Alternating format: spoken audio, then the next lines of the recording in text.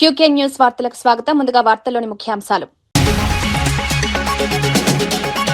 ఏకగ్రీవంగా deputy chairman గా తూమాటి మాధవరావు ఎన్నిక, వైసీపీ సభ్యుల అభినందనలు. మండలి డిప్యూటీ చైర్మన్ గా బాధ్యతలు చేపట్టిన తూమాటి అన్ని పార్టీలతో సమన్వయంతో పనిచేస్తారని వెల్లడి.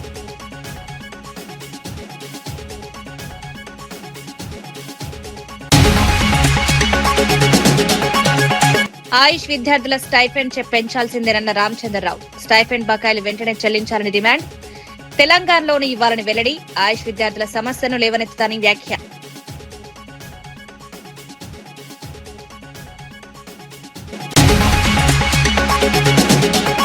బీసీ డిక్లరేషన్ ఎప్పుడు అమలు చేస్తారన్న ఆనంద్ గౌడ్. విగ్రహాలు పెడితే బీసీల సమస్యలు పరిష్కారం అవుతాయా అని ప్రశ్న. విద్యార్థుల ఫీజు బకాయిలు వెంటనే చెల్లించాలని డిమాండ్. జనగామకు సర్దార్ సర్వాయి పాపన్న పేరు పెట్టారన్న ఆనంద్.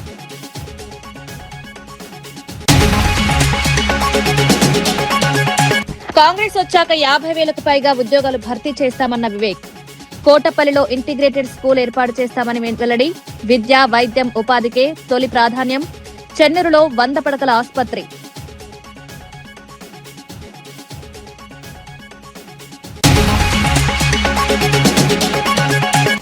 స్థానిక ఎన్నికల్లో 34% బీసీ రిజర్వేషన్లపై కొల్లు హర్షం. బీసీల రాజకీయ ప్రాతినిధ్యం పెంచడమే లక్ష్యం. బీసీ రిజర్వేషన్లకు చట్టపరమైన రక్షణ.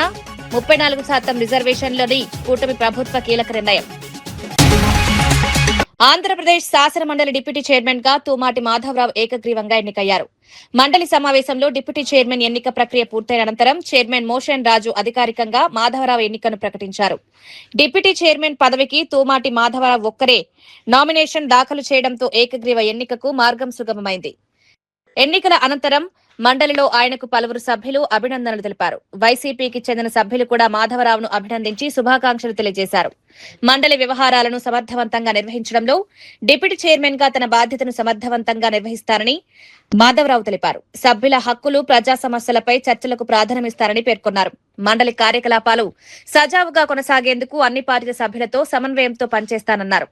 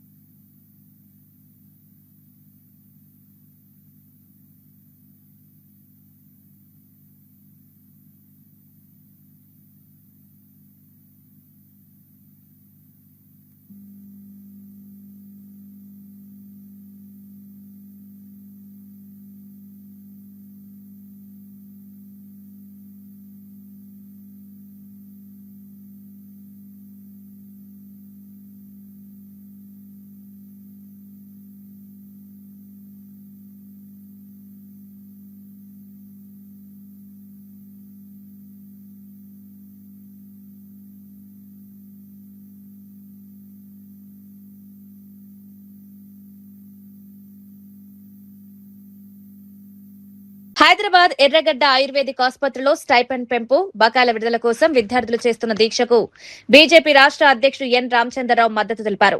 విద్యార్థుల న్యాయమైన డిమాండ్లను ప్రభుత్వం వెంటనే పరిష్కరించాలని డిమాండ్ చేశారు. ఆంధ్రప్రదేశ్ లో ఆయుష్ విద్యార్థులకు అందుతున్న స్టైఫండ్ కు సమానంగా తెలంగాణలో కూడా పెంపు చేయాలని కోరారు. స్టైఫండ్ బకాయిలను వెంటనే విడుదల చేయాలని ప్రభుత్వాన్ని కోరారు. విద్యార్థులు తమ చదువుతో పాటు ఆసుపత్రుల్లో సేవలందిస్తున్నారని, వారి సమస్యలను ప్రభుత్వం నిర్లక్ష్యం చేయకూడదన్నారు. విద్యార్థుల ఆందోళనను ప్రభుత్వం సీరియస్ గా తీసుకోవాలని సూచించారు. రాబోయే అసెంబ్లీ సమావేశాల్లో ఈ అంశాన్ని ప్రస్తావించి ప్రభుత్వాన్ని నిలదీస్తామని రామచంద్రరావు స్పష్టం చేశారు. విద్యార్థుల సమస్యలను శాసనసభ దృష్టికి తీసుకువెళ్లి పరిష్కారం కోసం ఒత్తిడి తెస్తామన్నారు. స్టైఫండ్ పెంపు విషయంలో ప్రభుత్వం స్పష్టమైన నిర్ణయం తీసుకోవాలని కోరారు. బకాయిలు చెల్లించకుండా విద్యార్థులను ఇబ్బందులకు గురి చేయడం సరికాదన్నారు. గతంలో కూడా ఆయుర్వేదిక్ మెడిసిన్, అదేవిధంగా అలోపతి మెడిసిన్ ఇవన్నీ కూడా ఎట్ పార్ చూసేటటువంటి ఎడ్యుకేషన్ సిస్టమ్ మనకు మెడికల్ ఇండియన్ మెడిసిన్స్ ఒక సంబంధించినటువంటి ఒక డిపార్ట్మెంట్ అయితే ఏంది, అలోపతి అయితే వీటన్నిటి కూడా ఒకే రకంగా చూసేటటువంటి ఒక పరిస్థితి మనం చూస్తూ ఉన్నాం దేశంలో. మరి ఈరోజు ఏ విధంగా అయితే విద్యార్థులకు ఆంధ్రప్రదేశ్లో పోస్ట్ గ్రాడ్యుయేట్కు ఇచ్చేటటువంటి ఒక పెన్షన్ ఏ విధంగా ఉంది, తెలంగాణలో ఇచ్చేటువంటి పెన్షన్ ఏ విధంగా ఉంది. వాస్తవానికి 2006లోనే ఒక జియో వచ్చింది. మరి ఆ రోజు ఆంధ్రప్రదేశ్ ఉమ్మడిగా ఉన్నప్పుడు మరి అప్పుడు ఇచ్చినటువంటి ఒక ఉత్తర్వు మరి దాని తర్వాత 2016లో దాకా కొనసాగిస్తూ దాన్ని ఆపేసిన పరిస్థితి మనం బీఆర్ఎస్ ప్రభుత్వం చూసినాం. కోర్టుకు వెళితే మళ్ళీ బీఆర్ఎస్ ప్రభుత్వం సుప్రీంకోర్టుకు వెళ్ళింది. అంటే విద్యార్థులకు స్టైపెండ్ ఇవ్వకుండా సుప్రీంకోర్టు కూడా మొండికాయ ఒక వేసి విత్ ఎరియర్స్ కూడా వాళ్ళకి ఇవ్వాలి, స్టైపెండ్ ఇంక్రీజ్ స్టైపెండ్ ఇవ్వాలని చెప్పేసి సుప్రీంకోర్టు చెప్పింది. అయినప్పటికీ కూడా గత ప్రభుత్వము ఈ ప్రభుత్వము ఇది ద్వంద్వనాలి ప్రభుత్వం. బట్టి ఇప్పుడే వినిపించారు అఖిల్. మనకు అసెంబ్లీలో మాట్లాడినటువంటి ఒక మంత్రి, ఇప్పుడు ఫైనాన్స్ మంత్రి, డిప్యూటీ సీఎం, ఆ రోజు విద్యార్థులకు ఇవ్వాలని చెప్పేసి మాట్లాడిన వ్యక్తులు ఈరోజు ఎందుకు మర్చిపోతున్నారనే విషయాన్ని కూడా గుర్తు చేసుకోవచ్చు. కామారెడ్డిలో ప్రకటించిన బీసీ డిక్లరేషన్ ను తెలంగాణ ముఖ్యమంత్రి రేవంత్ రెడ్డి ప్రభుత్వం వెంటనే అమలు చేయాలని బీజేపీ ఓబీసీ మోర్చా రాష్ట్ర అధ్యక్షుడు ఆనంద్ గౌడ్ డిమాండ్ చేశారు. కేవలం బీసీ నేతల విగ్రహాలను ఆవిష్కరించడం ద్వారా బీసీలను మభ్యపెట్టలేరని విమర్శించారు. బీసీ విద్యార్థులు ఎదుర్కొంటున్న సమస్యలను ప్రభుత్వం పరిష్కరించాలని కోరారు. గురుకుల పాఠశాలల్లో సరైన సౌకర్యాలు లేక విద్యార్థులు ఇబ్బందులు పడుతున్నారని ఆరోపించారు. విద్యార్థులకు నాణ్యమైన విద్య, వసతులు కల్పించాలని డిమాండ్ చేశారు. ఫీజు రియంబర్స్మెంట్ బకాయిలను ప్రభుత్వం వెంటనే విడుదల చేయాలని కోరారు. బీసీ విద్యార్థుల భవిష్యత్తును దృష్టిలో పెట్టుకుని ప్రభుత్వం చర్యలు తీసుకోవాలని సూచించారు. గౌడ సంఘాలకు 5 ఎకరాల చొప్పున ఈతవనాలు కేటాయించాలని డిమాండ్ చేశారు. జనగామ జిల్లాకు సర్దార్ సర్వాయి పాపన్న పేరు పెట్టాలని కోరారు. బీసీల సంక్షేమం విషయంలో ప్రభుత్వం ఇచ్చిన హామీలను నిలబెట్టుకోవాలన్నారు. కనీసం ఒక 100 మండలాలకు 5 ఎకరాలు ఈ మండలాలలో ఇస్తున్న గౌడు సొసైటీలకు అని చెప్పినట్టే నిజంగా పాపన్న ఆశయాలతో నడిపిస్తున్నాడు. పాపన్న ఏ ఆశయాలతోనైతే పేదలకు సాయం చేయాలనుకున్నాడో రేవంత్ రెడ్డి విగ్రహంతో పాటు గౌడన్నలకు 5 ఎకరాలు ఇన్ని మండలాలలో ఇచ్చిందని ఆయన చేతికెళ్ళి సర్టిఫికేట్ తీసుకొని 5 మండలాల సొసైటీకి ఇస్తే నిజంగా రేవంత్ రెడ్డి నిజంగా బీసీల పక్షపాత అని తెలుస్తుంది. నువ్వు వాడు చెప్తున్నావు ఏంటంటే ప్రాజెక్టుల పక్కనంట ఈత వనాలు, తాటి వనాలు పెంచాలంట. ఈయన ప్రాజెక్ట్ ఏడగడుతుండో ఏడుందో ప్రాజెక్టు అంటే 5 ఎకరాలు బొదబెట్టిడు, ఆ మాట లేదు. కానీ ఇప్పుడేం చెప్తుండంటే ప్రాజెక్టుల పట్టు పెడితే కొట్లాటలు ఉన్నాయంట. మరి అది పోని హైదరాబాద్లో నువ్వు ఆ చెరువు ఈ చెరువు ఇక్కడ మరి చెరువు పక్కకి ఏమన్నా ఒక్క తాటి చెట్టు ఇటు చెట్టు పెట్టినావా? ఆడ కూడా గొడవలు లేవు కదా. ఉప్పలం మొన్న అయింది, ఉప్పల పక్కకే నువ్వు తాటి చెట్టు పెట్టినావాను. రకరకాల చెట్లు పెడతారు కదా, పోని 500 చెట్లు పెడతావు, 50 తాటి చెట్లు ఇటు అంటే డాష్ దొరికింది. కుల సంఘ నాయకులను సంతోషపెట్టడానికి సంతోషం. మీరు పెట్టకముందే పాపన్న విగ్రహాలు మండలానికి ఉన్నాయి. ఇలా ట్యాంక్ బోర్డు మీద నువ్వు పెట్టకముందే బీజేపీ ఓబీసీ మోర్చా గత 2 సంవత్సరాల నుంచి మీరు పెట్టినా పెట్టకపోయినా మేము తప్పనిసరిగా మా ప్రభుత్వం రాగానే ట్యాంక్ బోర్డు పైన సర్దార్ పాపన్న విగ్రహం పెడతామని ఆడ ప్రతి సంవత్సరం మేము ఫోటో తీసుకుపోయి ఆడ నివాళులు అర్పిస్తున్నాం. గత 2 సంవత్సరాల నుంచి మేము సంతోషం. నువ్వు పెట్టినావు, మేము పెట్టదు తప్పంటలేను. కానీ వాళ్ళు ఏ ఆశయాలతోనైతే వాళ్ళు ఈ ఉద్యమాలు చేసి ప్రజల పక్షాన నిలబడ్డారో నువ్వు వాళ్ళని గౌరవిస్తూ, కానీ ఆ ప్రజలు అనేక రకాలుగా ఇబ్బందులు అవుతుంటే వాళ్ళకి ఏం చేసినావో చెప్పు. నేను ఒకటి డిమాండ్ చేస్తున్నా, నువ్వు గంగపుత్రులకు చెప్పినావు, ముద్దురాజులకు సంతోషం, ముద్దురాజులకు కూడా అఫీషియల్గా ఒక కార్యక్రమం పెడుతున్నాను. అంటే కార్యక్రమాలతోని కుల సంఘాలను సంతోష పెట్టాలనుకుంటున్నావా? వాళ్లకు సంక్షేమాలు పంచి వాళ్ళ బ్రతుకులో. పొట్టి శ్రీరాములు నెల్లూరు జిల్లా కేంద్రంలోని ఏసీ సుబ్బారెడ్డి స్టేడియంలో అగ్రి ఎక్స్పో కిసాన్ మేళా కార్యక్రమం నిర్వహించారు. ఆంధ్రప్రదేశ్ లో వ్యవసాయ శాఖ ఆధ్వర్యంలో వ్యవసాయ సాంకేతిక యాజమాన్య సంస్థ ద్వారా ఈ కార్యక్రమాన్ని ఏర్పాటు చేశారు. రైతులకు ఆధునిక వ్యవసాయ పద్ధతులు, సాంకేతిక పరిజ్ఞానం, వ్యవసాయ రంగంలో వస్తున్న మార్పులపై అవగాహన కల్పించేందుకు ఈ ఎక్స్పో నిర్వహించారు. ఈ కార్యక్రమంలో వివిధ వ్యవసాయ విభాగాలకు సంబంధించిన నిపుణులు, అధికారులు, రైతులు పాల్గొన్నారు. రైతులు ఎదుర్కొంటున్న సమస్యలను అధికారులు, శాస్త్రవేత్తలు ప్రభుత్వ దృష్టికి తీసుకెళ్లే అవకాశం ఈ కార్యక్రమం ద్వారా లభించింది. భారత వ్యవసాయ పరిశోధన మండలికి చెందిన నిపుణులు కూడా కార్యక్రమంలో పాల్గొని రైతులకు పలు సూచనలు చేశారు. వ్యవసాయంలో ఆధునిక సాంకేతిక వినియోగం పెంచాలని సూచించారు. పంటల దిగుబడి పెంచేందుకు శాస్త్రీయ పద్ధతులను అనుసరించాలని రైతులకు వివరించారు. వ్యవసాయ రంగంలో ఎదురవుతున్న సమస్యలను శాస్త్రీయ పరిష్కారాలు కనుగొనే దిశగా నిపుణులు చర్చించారు. రైతులకు మార్కెటింగ్, పంటల నిర్వహణ, సాంకేతిక పరిజ్ఞానంపై అవగాహన కల్పించారు. ప్రభుత్వ పథకాలను రైతులు సద్వినియోగం చేసుకోవాలని సూచించారు. రైతుల సమస్యను సంబంధిత అధికారుల దృష్టికి తీసుకువెళ్లేందుకు కిసాన్ మేళా వేదికగా నిలిచింది. వ్యవసాయ రంగ అభివృద్ధికి ప్రభుత్వం, శాస్త్రవేత్తలు, రైతులు కలిసి పనిచేయాల్సిన అవసరం ఉందని కార్యక్రమంలో పాల్గొన్న వారు పేర్కొన్నారు. చెప్తున్నా ఇప్పుడు మీరు ఆ రకాలతో పాటు కూడా మన సాంప్రదాయ విత్తనాలను కూడా రీసెర్చ్ సెంటర్స్ లో ఆధునీకరించి ఆర్గానిక్ వ్యవసాయం చేసే రైతులు కానీ మిగతా రైతులకు కానీ ఫౌండేషన్ సీడ్ రూపంలో కానీ సర్టిఫైడ్ సీడ్ రూపంలో కానీ శాస్త్రజ్ఞులు మీ యొక్క రీసెర్చ్ స్టేషన్స్ నుంచి అందించాలని కోరుతున్నాను. నేను ఐఐఆర్కి ఐకార్ కూడా నా లెటర్ ప్యాడ్ మీద అర్జీ కూడా పెట్టడం జరిగింది. బోర్డు మీటింగ్ లో నేను దాన్ని లేవనెత్తి తీసుకొస్తాను.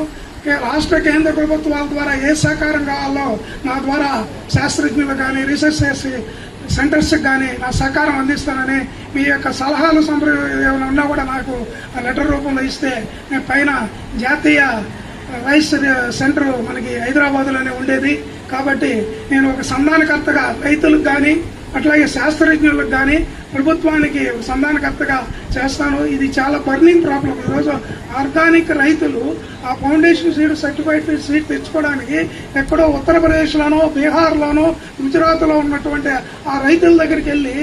నల్గొండ జిల్లాలో నాగార్జున గ్రామీణ పాఠశాల ప్రిన్సిపల్ రూపారెడ్డి హత్య కేసును పోలీసులు ఛేదించారు. ఈ కేసులో ఇద్దరు మైనర్ విద్యార్థులను నిందితులుగా గుర్తించినట్లు ఎస్పీ శరత్ చంద్ర తెలిపారు. దొంగతనం కోసం వచ్చిన ఇద్దరు విద్యార్థులు ప్రిన్సిపల్ కు అనుమానం రావడంతో ఆమె తమను గుర్తిస్తుందనే భయంతో దాడికి పాల్పడ్డారని పోలీసులు వెల్లడించారు. ఈ క్రమంలో ఆమెపై 27 సార్లు కత్తితో పొడిచి హత్య చేసినట్లు దర్యాప్తులో తేలిందని ఎస్పీ తెలిపారు. ఘటనానంతరం పోలీసులు సాంకేతిక ఆధారాలతో దర్యాప్తు చేపట్టారు. నిందితుల కదలికలను పరిశీలించి వారిని గుర్తించినట్లు చెప్పారు.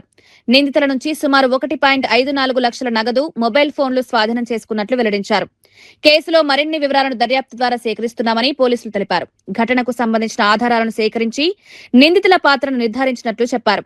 విద్యా సంస్థలో భద్రతపై కూడా ఈ ఘటన చర్చకు దారితీసింది. ఎవరిని అనే అవకాశం ఉంటుందని చెప్పేసి మళ్ళా ఆలోచిస్తూ స్కూళ్లలో కూడా పిల్లల్ని కూడా బాబు అనే అవకాశం ఉంటుందేమో అని చెప్పేసి సోమవారం అంటే ఒక 1 వీక్ హాలిడేస్ వాళ్ళు ఒక ప్రిన్సిపల్ గారు చనిపోయిన తర్వాత ఒక 4 days హాలిడేస్ ఇస్తే మళ్ళీ మండే రోజు స్కూల్ రీఓపెన్ అయింది.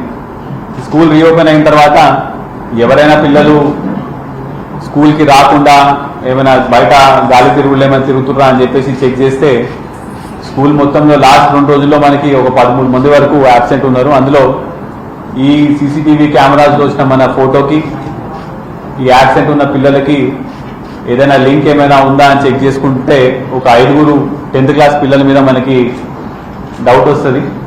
అందులో కూడా వాళ్ళ గురించి మనం బ్యాక్గ్రౌండ్ వెరిఫికేషన్ చేసుకుంటూ ఉంటే ఒక 2 10th క్లాస్ పిల్లలు అదే స్కూల్లో చదువుతున్న పిల్లలు గత 2-3 రోజుల నుంచి కూడా డబ్బులు బాగా ఖర్చు పెడుతూ జనాలు వాళ్ళ ఫ్రెండ్స్లలో కూడా పార్టీలాగా ఇచ్చుకుంటూ ఎక్కువగా గాలి తిరుగుతున్నారని చెప్పి సమాచారం రాగానే వీళ్ళిద్దరి మీద మనకు సస్పిషన్ వచ్చి మనం వీళ్ళిద్దరిని వాళ్ళ పొద్దున మనం వాళ్ళని పట్టుకోవడం జరుగుతుంది.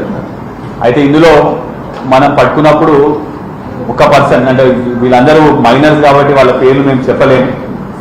అందులో JCL1, JCL2. JCL1 దగ్గర మనం 1,54,000 వరకు క్యాష్ ఆయన దగ్గర దొరుకుతుంది. ఒక చిన్న ఐఫోన్ కూడా ఉంటుంది.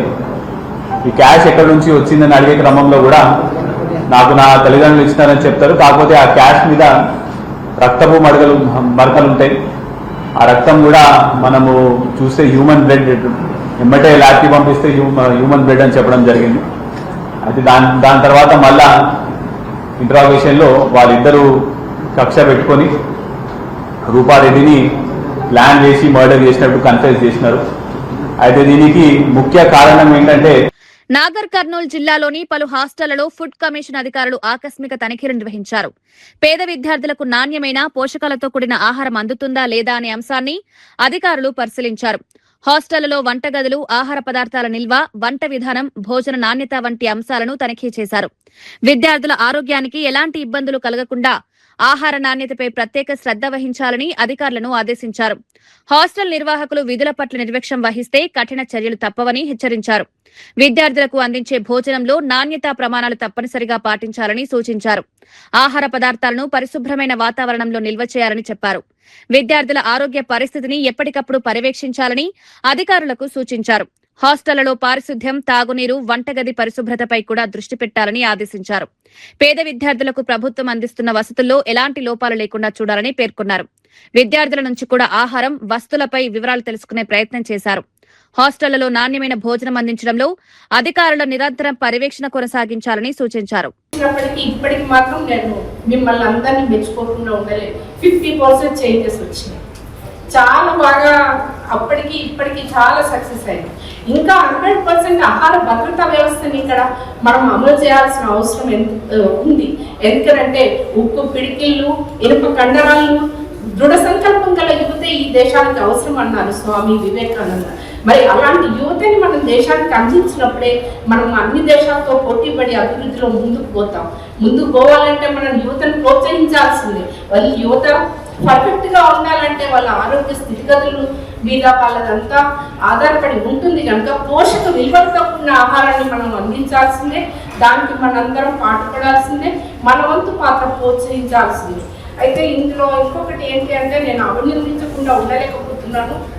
దాదాపు 33 జిల్లాలలో ఎక్కడ చూసినా ఈ గ్రీటెస్ట్ రెడ్రెస్ మెకానిజం ఏదైతే ఉందో అది ఓలాంటి కోల్డ్ వ్యవస్థలో ఉంది.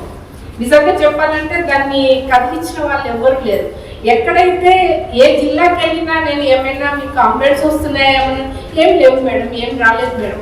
కొన్ని ప్రజావాణిలో వచ్చిన ఏమన్నా తీసుకున్నారంటే లేదు మేడం మాకు ఏం రాలేదు, మాకు బాగుంది మేడం, ఇక్కడ క్లియర్గా ఉంది అనేవాళ్ళు.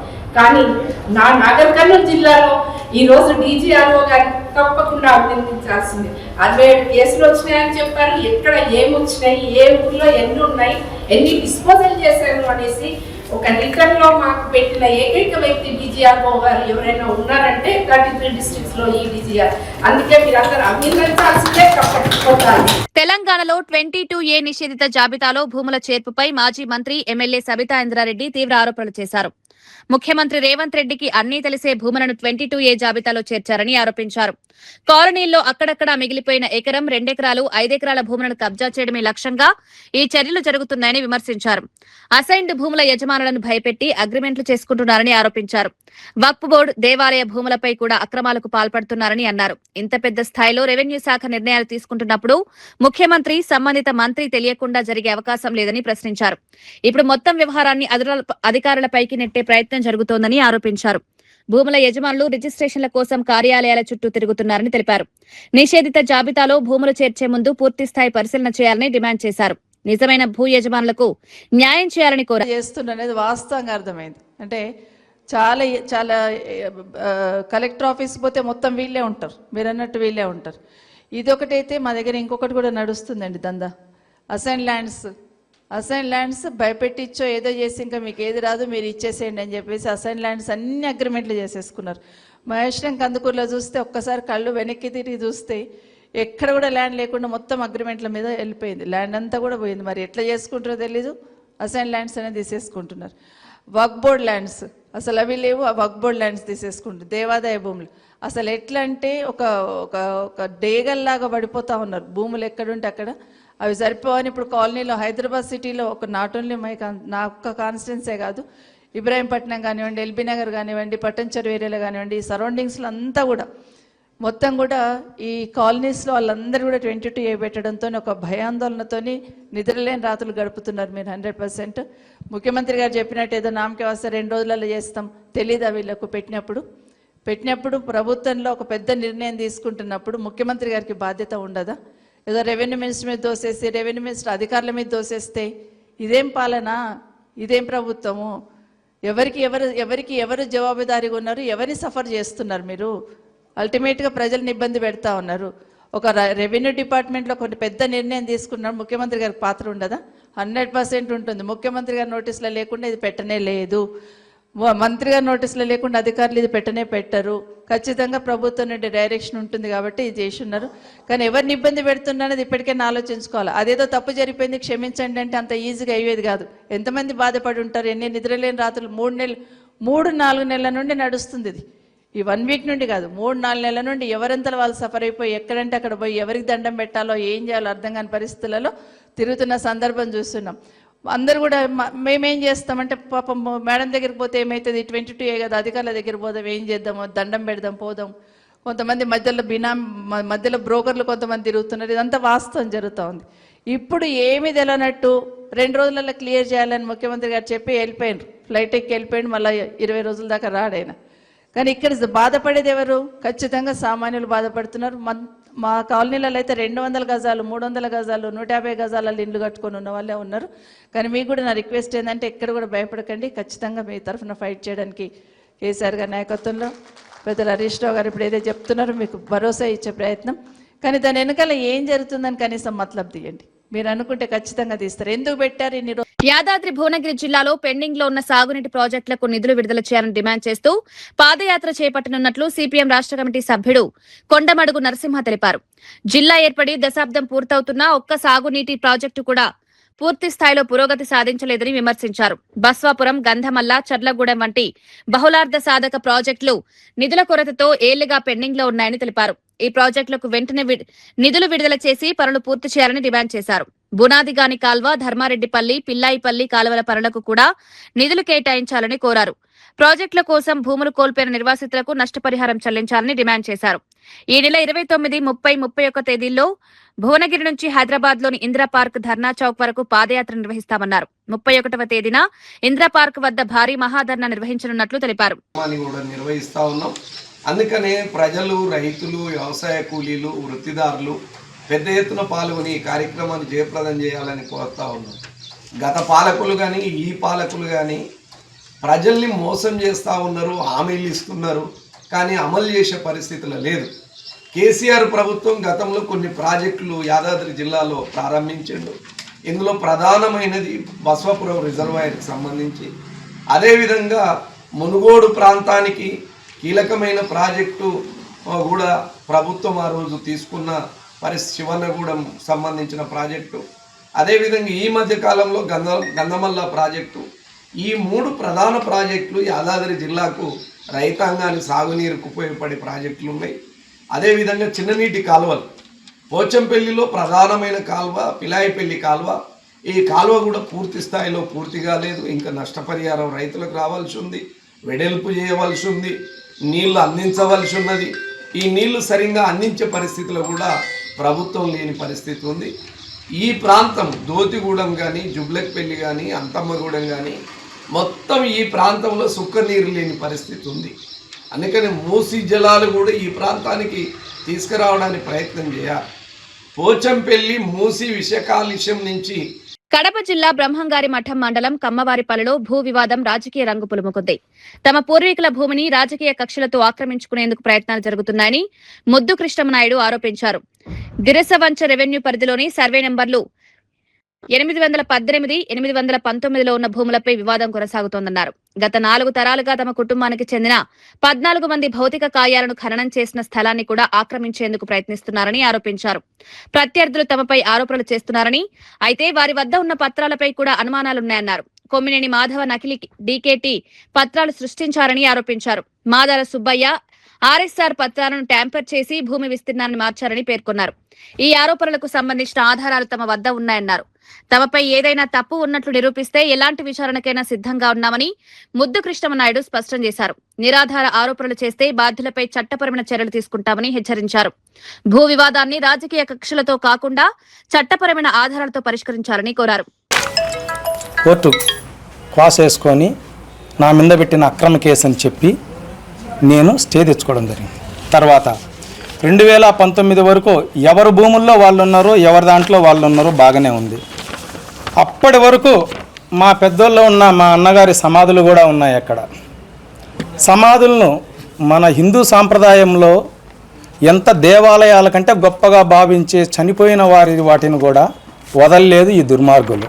చనిపోయిన వారిని కూడా వదలకుండా వాళ్ళ ఆనవాళ్ళు కూడా లేకుండా, చివరి జ్ఞాపకార్థాలు కూడా లేకుండా చేసిండ్రు. దానికి మేము అప్పట్లో న్యాయ పోరాటం చేసి ఆ సమాధి పగలగొట్టింది వాస్తవమేననేసి గౌరవ కోర్టు నుంచి తీసుకొచ్చి కేసు కట్టేయడం జరిగింది. దగ్గర 100 సంవత్సరాల అటు ఇటుగా ఎప్పటి నుంచి కూడా వాళ్ళ భూములు వాళ్లకు, మా భూములు మాకు ఉన్నాయి. అక్కడ రోడ్డు దక్షిణం వైపున వాళ్ళు సాగు చేసుకుంటున్నారు, ఉత్తరం వైపున మేము చేసుకుంటున్నాం. మాలో ఒక నెంబర్ వాళ్ళకి ఇచ్చి వాళ్ళ నెంబర్ మేము తీసుకొని ఉన్నాం. వాళ్ళ నెంబర్ దాంట్లో మా వాళ్ళను 14 మందిని పైచీలకు బూడ్చుకుంటా వచ్చిండ్రు. ఎప్పుడూ సమస్య రాలేదు. సమస్య అంతా వచ్చింది గత వైసీపీ గవర్నమెంట్లో నుంచి. మా మీద కక్షగట్టి ఒక రిటైర్డ్ అయ్యే తహసీల్దార్ సుబ్బరామయ్య గారి చేత వాళ్ళ అక్రమ ఆన్లైన్లు చేసి మేము వచ్చేసి ఒకటే. స్థానిక సంస్థల ఎన్నికల్లో బీసీలకు 34% రిజర్వేషన్లు కల్పించాలని ప్రభుత్వం తీసుకున్న నిర్ణయంపై మంత్రి కొల్లు రవీంద్ర హర్షం వ్యక్తం చేశారు. బీసీలకు రాజకీయ స్వేచ్ఛ కల్పించడంలో టీడీపీ ప్రభుత్వాల పాత్ర కీలకమన్నారు. ఎన్టీఆర్ హయాంలో తొలిసారిగా బీసీలకు 20% రిజర్వేషన్లు కల్పించారని గుర్తు చేశారు. అనంతరం చంద్రబాబు నాయుడు ముఖ్యమంత్రిగా ఉన్న సమయంలో బీసీ రిజర్వేషన్లను 34% పెంచారన్నారు. గత వైఎస్ఆర్సీపీ ప్రభుత్వం కుట్రపూరితంగా 24% తగ్గించిందని ఆరోపించారు. దీనివల్ల సుమారు 16,000 మందికి రాజకీయ అవకాశాలు కోల్పోయాయని పేర్కొన్నారు. ప్రస్తుత కూటమి ప్రభుత్వం బీసీల రాజకీయ సామాజిక అభివృద్ధికి కట్టుబడి పనిచేస్తోందన్నారు. స్థానిక సంస్థల ఎన్నికల్లో బీసీలకు 34% రిజర్వేషన్లు కల్పించేందుకు చర్యలు తీసుకుంటామని తెలిపారు. భవిష్యత్తులో బీసీ రిజర్వేషన్లకు ఎలాంటి ఆటంకాలు రాకుండా చట్టపరమైన రక్షణ కల్పిస్తామని హామీ ఇచ్చారు. ఎన్నికలు కూడా చట్ట ప్రకారంగా 34%తో జరిగినాయి.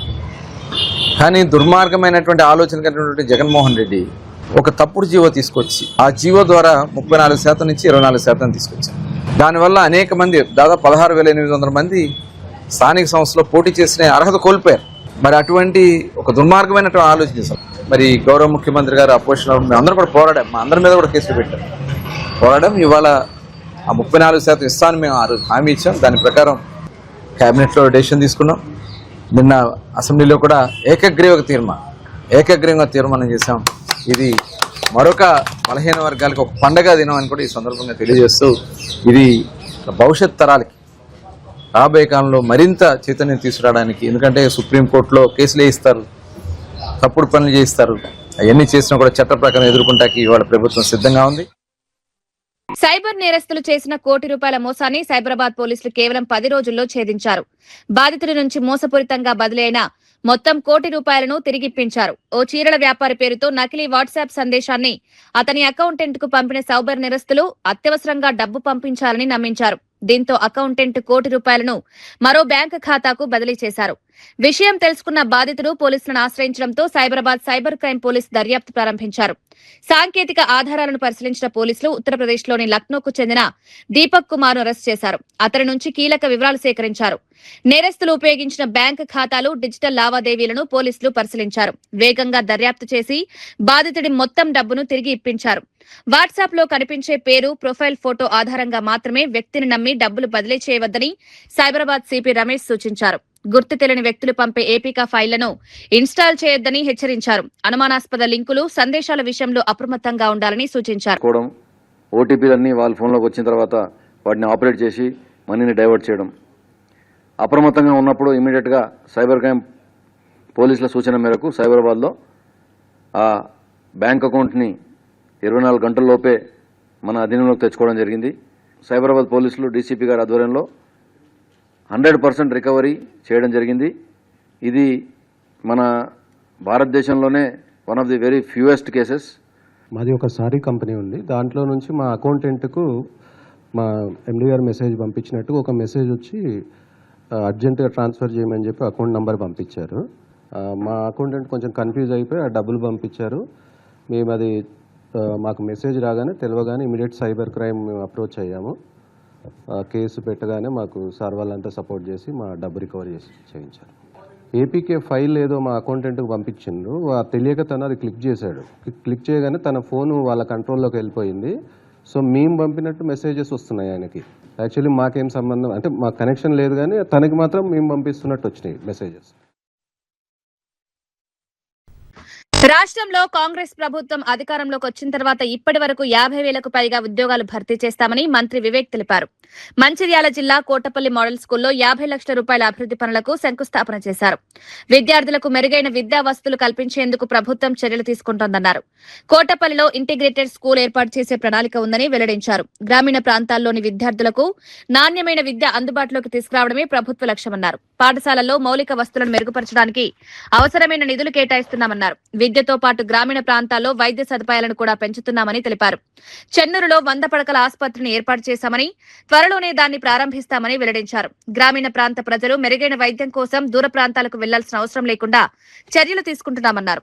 అభివృద్ధి పనులను వేగంగా పూర్తి చేయాలని అధికారులకు సూచించారు. నేను మా డిఎంఎఫ్టీ కింద మీకు నిధులు శాంక్షన్ చేస్తాను.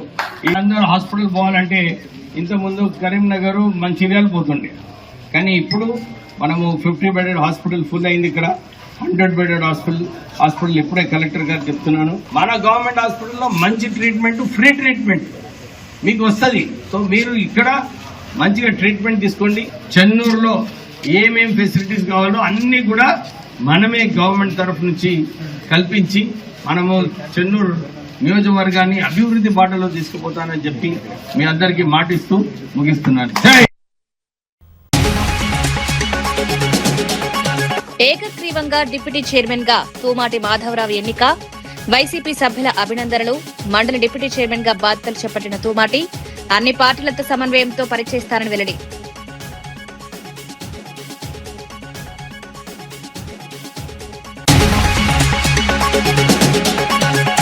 ఆయుష్ విద్యార్థుల స్టైఫెండ్ పెంచాల్సిందేనన్న రామచంద్రరావు. స్టైఫెండ్ బకాయిలు వెంటనే చెల్లించాలని డిమాండ్. తెలంగాణలోని ఇవ్వాలని వెల్లడి. ఆయుష్ విద్యార్థుల సమస్యను లేవనెత్తుతానని వ్యాఖ్య.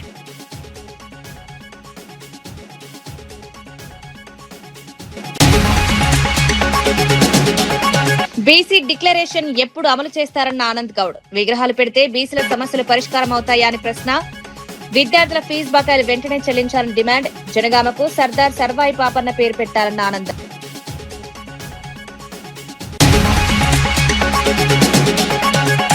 కాంగ్రెస్ వచ్చాక 50,000కు పైగా ఉద్యోగాలు భర్తీ చేస్తామన్న వివేక్. కోటపల్లిలో ఇంటిగ్రేటెడ్ స్కూల్ ఏర్పాటు చేస్తామని వెల్లడి. విద్య, వైద్యం, ఉపాధికే తొలి ప్రాధాన్యం. చెన్నూరులో 100 పడకల ఆసుపత్రి.